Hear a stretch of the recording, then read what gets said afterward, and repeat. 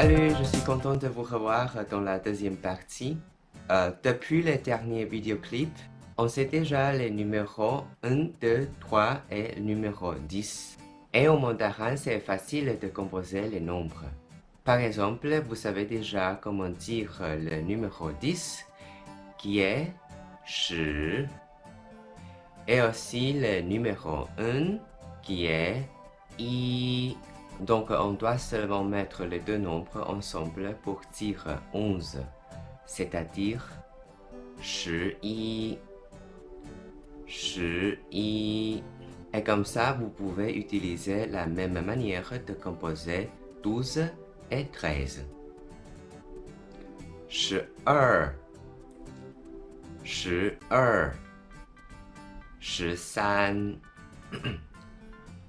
13. Et c'est tout à fait de la même manière pour composer 20, 21, 22 et 23. Ce sont 20, 21, 22, 23, 20, 21, 22, 23. Et puis, on a aussi 30, 31, 32 et 33. Ce sont 30, 31, 32, 33,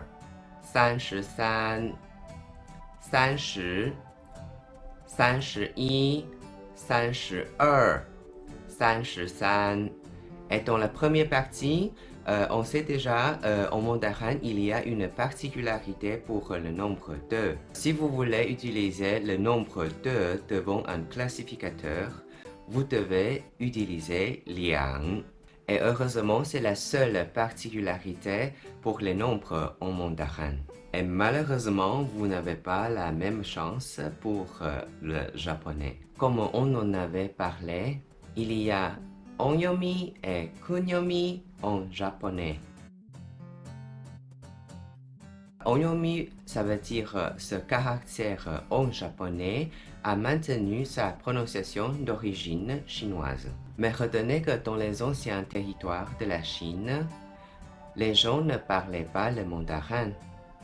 La langue mandarine n'était pas encore née. Et la plupart des caractères étaient importés au Japon déjà depuis des siècles. Donc, la prononciation de onyomi n'a rien à voir avec la prononciation du mandarin. Mais parfois, vous pouvez rencontrer aussi les similarités de la prononciation d'un kanji entre les deux langues. Comme vous avez déjà vu le caractère de nombre 3, en mandarin, san, et en japonais, san.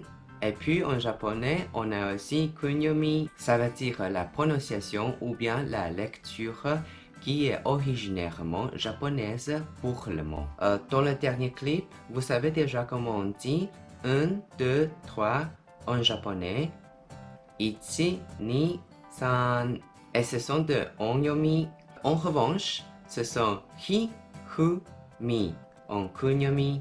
Étant aussi apprenant de japonais, j'entends rarement que les japonais comptent comme ça. Mais ils sont bien utilisés quand même pour compter avec les classificateurs. C'est aussi la raison pour laquelle vous pouvez toujours trouver plus de 2 prononciations ou bien plus de 2 lectures de chaque kanji japonais. Comme l'exemple du kanji personne, on peut prononcer jin ou bien nin en onyomi et hito en kunyomi. Je vais vous expliquer plus à l'avenir. Pour compter combien de personnes en japonais, on dit hitori plutôt que ichinin pour dire une personne. Hitori. Futari plutôt que ninin pour dire 2 personnes. Futari. Mais en revanche, on dit plutôt sannin que mitari pour dire 3 personnes. Sannin, vous voyez la différence? Et bien sûr, cette fois, nous avons aussi 10 personnes. Junin. Junin. Et pour compter les choses sans spécifier les classificateurs, on a hitotsu pour dire 1. Hitotsu. Futatsu pour dire 2. 2つ mitsu pour dire 3, mitsu. Et enfin, to pour dire 10. To. Et comme en mandarin, c'est facile de composer aussi les nombres. Et pour les nombres, on utilise plutôt onyomi. Comme vous saviez déjà comment dire 10 en japonais, qui est 10. Et le nombre 1 en japonais, qui est ichi. Et puis vous les mettez ensemble pour dire 11. 11, 11. Et plus ce n'est plus difficile de composer 12 et 13 pour vous. Ce sont 12, 13, 12, 13. Et de la même logique, vous pouvez composer 20, 21, 22 et 23. 20, 21, 22, 23. 20, 21, 22, 23. Et enfin, essayez de composer 30, 31, 32 et 33.